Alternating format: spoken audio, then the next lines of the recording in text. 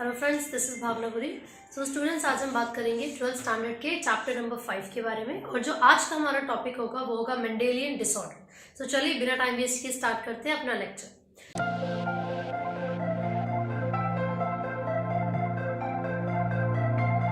तो दोस्तों, जो मेंडेलियन डिसऑर्डर है बेसिकली उसमें हम किन किन चीज़ों के बारे में पढ़ेंगे, कौन कौन से डिसऑर्डर्स है जिनको हम यहाँ पर डिस्कस करेंगे। तो चलिए देखते हैं मेंडेलियन डिसऑर्डर्स। तो यहाँ पर सबसे पहला जो डिसऑर्डर हम डिस्कस कर रहे हैं वो है हीमोफीलिया। हीमोफीलिया तो बेसिकली किस तरीके का डिसऑर्डर है, इसमें जो पैटर्न ऑफ इनहेरिटेंस है वो क्या है, वो कैसा है, ठीक है। तो आपको याद होगा कि जो हीमोफीलिया है वो एक ऐसी डिजीज है जो कि सेक्स लिंक्ड रिसेसिव डिसऑर्डर है, ठीक है। जो मेरी प्रीवियस वीडियोस है मैंने उसमें ऑलरेडी अपलोड कर दी कि सेक्स लिंक्ड, ऑटोसोमल, डोमिनेंट या रिसेसिव, इन सभी डिजीजेस को हम कैसे आइडेंटिफाई करेंगे। तो यहाँ पर जो जिस डिजीज के बारे में बात कर रही हूँ वो है haemophilia, and this is a sex linked recessive disorder, ठीक है भाई। तो मैंने बताया था कि जो सेक्स लिंक्ड डिजीजेस होती हैं उनके अंदर क्या होगा, उनके केस में जो एक्स क्रोमोसोम होता है वो कैरी करेगा वो जीन जिसकी वजह से वो डिसऑर्डर हमारे अंदर होता है, ठीक है। तो यहाँ पर हीमोफीलिया एक ऐसी बीमारी है जो कि सेक्स लिंक्ड रिसेसिव है।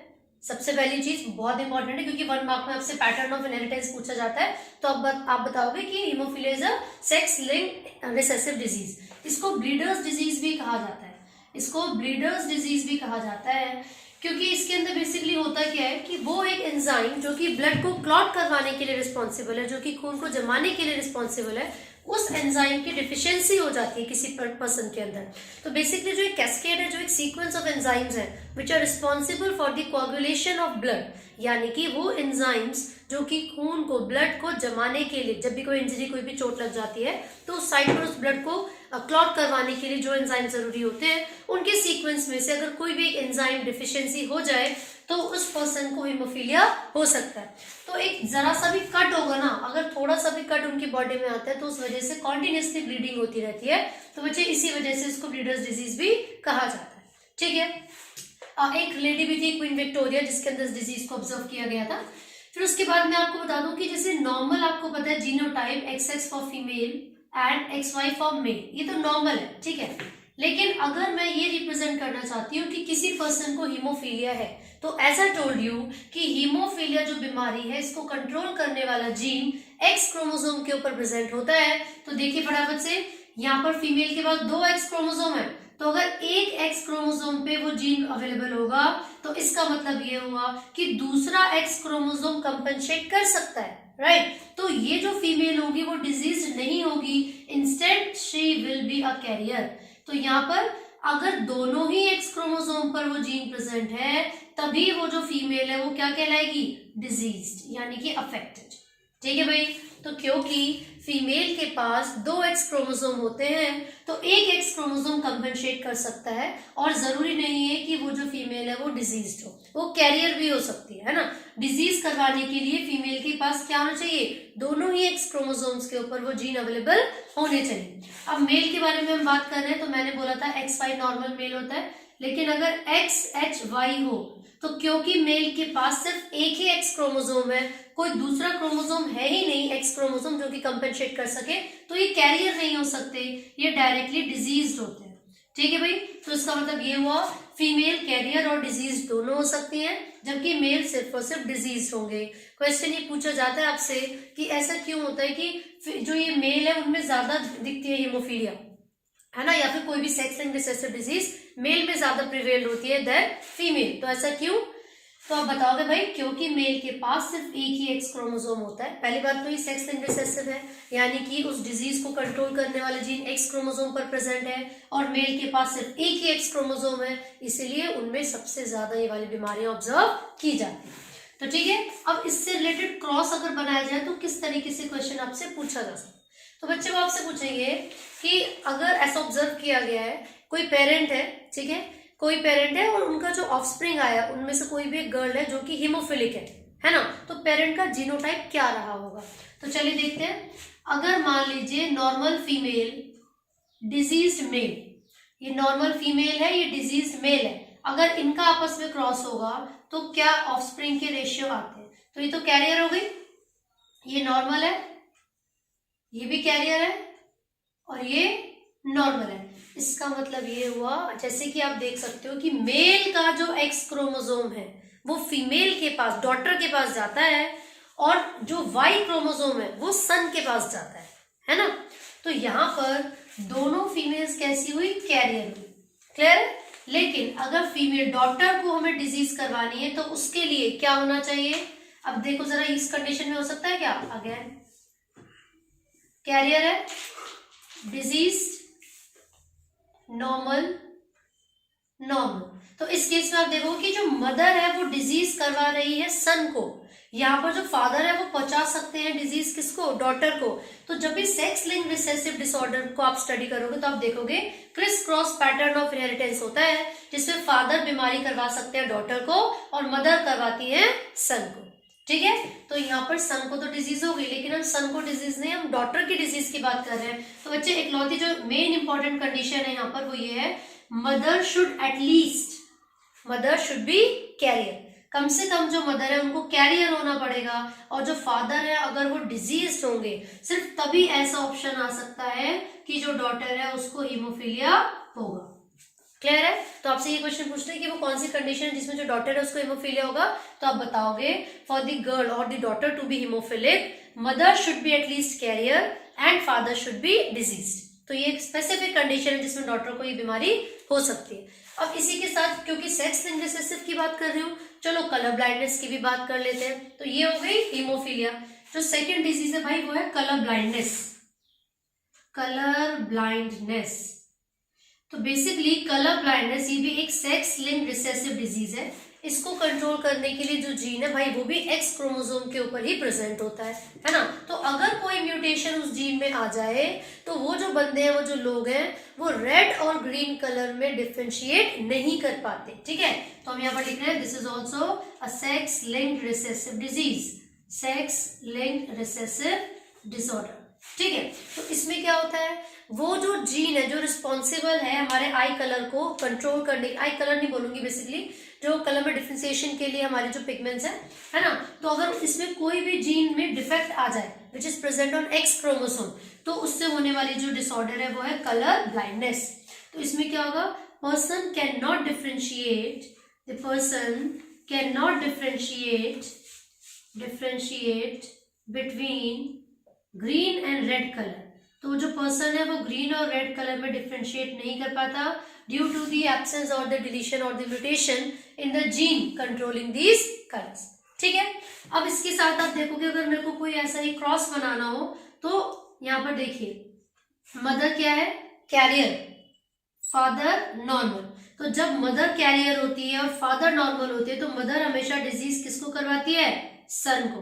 तो इसके केस में भी जो बीमारी होगी वो किसको होगी, सन को होगी। बिल्कुल सेम वैसा ही है। मैंने यहाँ पर हीमोफीलिया के लिए H यूज किया था और यहाँ पर मैं यहाँ पर कलर ब्लाइंडनेस के लिए C यूज कर रही हूँ। ठीक है। तो जो क्रॉस बनेंगे बिल्कुल एज इट इज बनेंगे। सेम क्वेश्चन आपसे पूछा जाएगा कि ऐसा क्यों होता है कि कलर ब्लाइंडनेस मेल में ज्यादा होती है देन फीमेल्स। तो आंसर सेम है बिल्कुल, क्योंकि मेल के पास सिर्फ एक ही एक्स क्रोमोसोम है whereas females have 2 x chromosome. तो अगर एक एक्स क्रोमोसोम पे वो जीन प्रेजेंट है या वो म्यूटेट हो गया है तो दूसरा जो एक्स क्रोमोसोम होगा वो कंपेंसेट कर सकता है। ठीक है।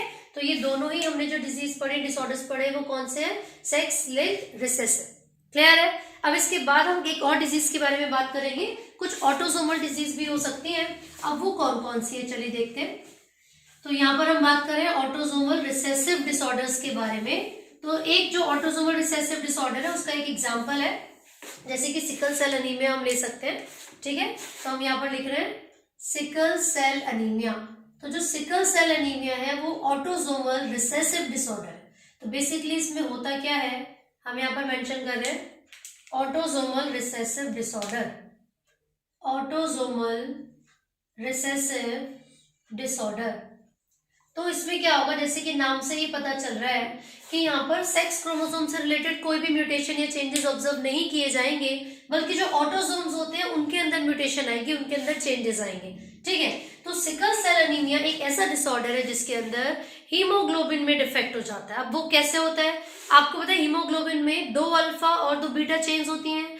तो यहाँ पर जो हीमोग्लोबिन की बीटा चेन होती है, हीमोग्लोबिन की जो बीटा चेन है उसमें 6 पोजीशन पर ग्लूटामिक एसिड की जगह पर वेलिन आ जाता है, ग्लूटामिक एसिड की जगह पर वेलिन आ जाता है, यानी कि glutamic acid is replaced by valine. तो इसमें ये क्यों हो रहा है, ऐसा क्या चेंजेस आए थे जिस वजह से ग्लूटामिक एसिड की जगह पर वेलिन आ गया? तो बेसिकली वो एक सिंगल न्यूक्लियोटाइड में चेंज आने की वजह से हुआ है, हम कहते हैं पॉइंट म्यूटेशन। जब भी एक सिंगल बेस पेयर में चेंज आता है तो हम उसको कहते हैं पॉइंट म्यूटेशन। तो जो सिकल सेल एनीमिया है वो पॉइंट म्यूटेशन का ही एक बहुत अच्छा एग्जांपल है। तो पॉइंट म्यूटेशन आने की वजह से ये जो ग्लूटामिक एसिड था इसकी जगह पर वेलिन आ जाता है। तो भाई जब हमारी ग्लोबिन, जो बीटा ग्लोबिन है, अल्फा ग्लोबिन चेन है, अगर उनमें जरा भी चेंज होगा, आरबीसी की शेप में भी चेंज आ जाएगा। नॉर्मली जो हमारे आरबीसीज होती हैं these are biconcave in shape, लेकिन जैसे ही ग्लूटामिक एसिड की जगह वेलिन की पोजीशन, जो भी चेंजेस आ रहे हैं उस वजह से क्या होगा, ऑक्सीजन की डिफिशियंसी हो जाती है, पॉलीमराइजेशन हो जाता है, और ये जो आरबीसी थी इसके पॉलीमराइजेशन होने की वजह से इसकी शेप कुछ इस तरीके से हो जाती है, मतलब सिकल शेप में हो जाता है। तो क्योंकि बायकॉन्केव से वो सिकल शेप में बदल जा रही है, तो यहाँ पर इस डिजीज का नाम ही हमने रखा है सिकल सेल अनीमिया। और अनीमिया यहाँ पर क्यों रखा गया है, क्योंकि जब भी खून की कमी या कुछ इस तरीके की बीमारियां होती है तो हम उसको कहते हैं। तो बेसिकली यहाँ पर क्या चेंज हो गया है, क्वालिटी बदल गई है ना। तो यहाँ पर जो क्वालिटी थी कि आरबीसी की वो बदल गई है, इसीलिए इसको क्वालिटेटिव इनहेरिटेंस भी कहा जाता है। जो सिकल सेल एनीमिया है इसको क्वालिटेटिव इनहेरिटेंस भी कहा जाता है।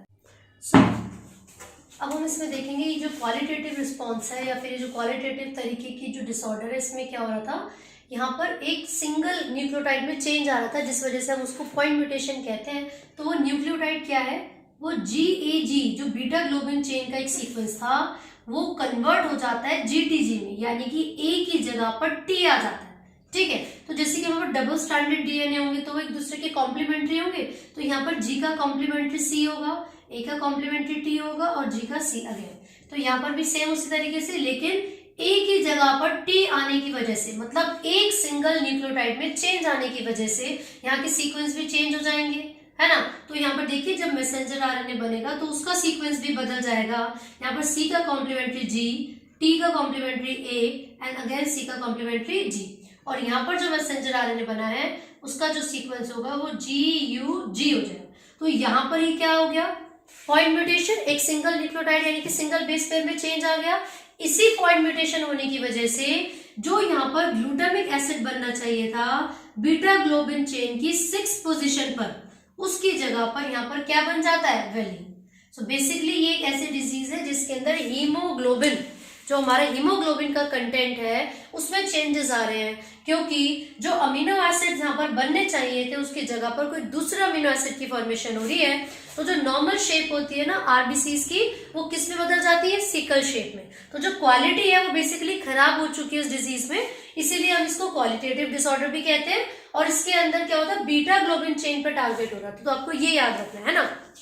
अच्छा, तो अगर इसे एक्सप्रेस करना हो, जैसे कि हमने सेक्स लिंक्ड रिसेसिव डिजीज को XX या XY के रिप्रेजेंट में किया था उसके रिस्पेक्ट में, तो यहाँ पर हम इसको हीमोग्लोबिन है तो HB के एक्सप्रेस करेंगे उसके रिस्पेक्ट में, जैसे कि HbA this refers to be the normal. यहाँ पर हम इसको HbA को नॉर्मल के लिए रिप्रेजेंट करते हैं। जो HbS है, यहाँ पर HB मतलब हीमोग्लोबिन है, S मतलब सिकल सेल एनीमिया, तो मतलब ये डिजीज है। ठीक है, A का मतलब हमने यहाँ पर अडल्ट यानी कि नॉर्मल से लिया था, और अगर मैं हेट्रोजाइगस यहाँ पर रिप्रेजेंट करती हूँ तो हम बोलेंगे कि ये क्या है, कैरियर है। ठीक है भाई। तो अगर क्वेश्चन आपसे पूछा जाए कि इसके केस में आप बताइए कि मेल को कितनी बीमारी है, फीमेल को कितनी, तो भाई किसी भी ऑटोसोमल रिसेसिव डिजीज में 50-50% चांसेस होते हैं मेल और फीमेल दोनों को बीमारी यानी कि डिसऑर्डर होने के। तो इसके केस में आपको मेल और फीमेल के बारे में पता नहीं चलेगा क्योंकि ये XY क्रोमोसोम की बात नहीं हो रही है, लेकिन हाँ आपको क्वेश्चन में बोला जाएगा कि दोनों के दोनों पेरेंट्स दो नॉर्मल पेरेंट्स हैं, but some of the progeny, but उनके जो कुछ बच्चे हैं उनमें से कुछ क्या है, डिजीज है ना। तो आप खुद सोचो, अगर दोनों ही पेरेंट्स को मैंने नॉर्मल लिया HbA, तो क्या किसी भी क्रॉस में जो उनके बच्चे हैं वो डिजीज ला सकते हैं? नहीं। तो नॉर्मल से उनका मतलब क्या है, वो कैरियर भी हो सकते हैं, क्योंकि जो इंडिविजुअल्स कैरियर होते हैं वो उस बीमारी को एक्सप्रेस नहीं करते, वो सिर्फ कैरी कर रहे हैं उसको ताकि वो आगे पास ऑन हो सके, ना कि वो खुद अफेक्टेड है ना। तो अगर इस तरीके का क्वेश्चन आएगा तो फिर आपको हेट्रोजाइगस पेरेंट लेने हैं, कैरियर HbA HbS, यहाँ पर भी HbA HbS। तो देखिए ये इकलौता ऐसा केस बनेगा जिसमें जो बच्चा होगा, जो इंडिविजुअल होगा, वो क्या होगा, अफेक्टेड, यानी कि उसको डिजीज होगी। क्लियर है।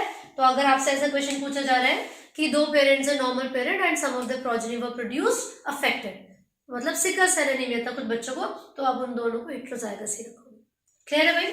तो यहाँ पर ये हमने बात की ऑटोसोमल रिसेसिव डिजीज के बारे में, ठीक है। एक और यहाँ पर डिजीज आप पढ़ोगे, डिसऑर्डर बेसिकली फिनाइलकीटोनुरिया, है ना। लेकिन फिनाइलकीटोनुरिया से पहले जो आपकी एनसीईआरटी में लास्ट में जो सप्लीमेंट्री में दिया हुआ है, जैसे कि कलर ब्लाइंडनेस था या फिर एक थैलेसीमिया है, तो मैं थैलेसीमिया के बारे में भी यहाँ पर डिस्कस कर लेती हूँ, क्योंकि सिकल सेल अनीमिया और थैलेसीमिया दोनों ही एक दूसरे से काफी ज्यादा रिलेटेड है। अब वो रिलेटेड क्यों है, क्योंकि इसमें भी हीमोग्लोबिन में कोई डिफेक्ट हो रहा है और थैलेसीमिया में भी हीमोग्लोबिन की चेन्स में ही डिफेक्ट होता है ना। बेसिकली यहाँ पर जो क्वालिटी थी आरबीसीज की वो खराब या फिर वो चेंज हो रही है, लेकिन थैलेसीमिया में क्वांटिटी पे असर आता है। तो कई बार डिफरेंशिएशन के लिए आ जाता है सिकल सेल अनीमिया और थैलेसीमिया में, तो यू शुड नो कि ये क्वालिटेटिव है या फिर क्वांटिटेटिव है, ठीक है। तो चलिए जो नेक्स्ट डिजीज हम यहाँ पर डिस्कस कर रहे हैं ऑटोसोमल रिसेसिव में, वो है थैलेसीमिया। तो क्योंकि थैलेसीमिया भी एक ऑटोसोमल रिसेसिव है ना, और उसमें हमारी बॉडी के कौन से पार्ट अफेक्ट हो रहे हैं, बेसिकली हीमोग्लोबिन। चलिए तो यहाँ पर हम बात कर रहे हैं नेक्स्ट ऑटोसोमल रिसेसिव थैलेसीमिया के बारे में।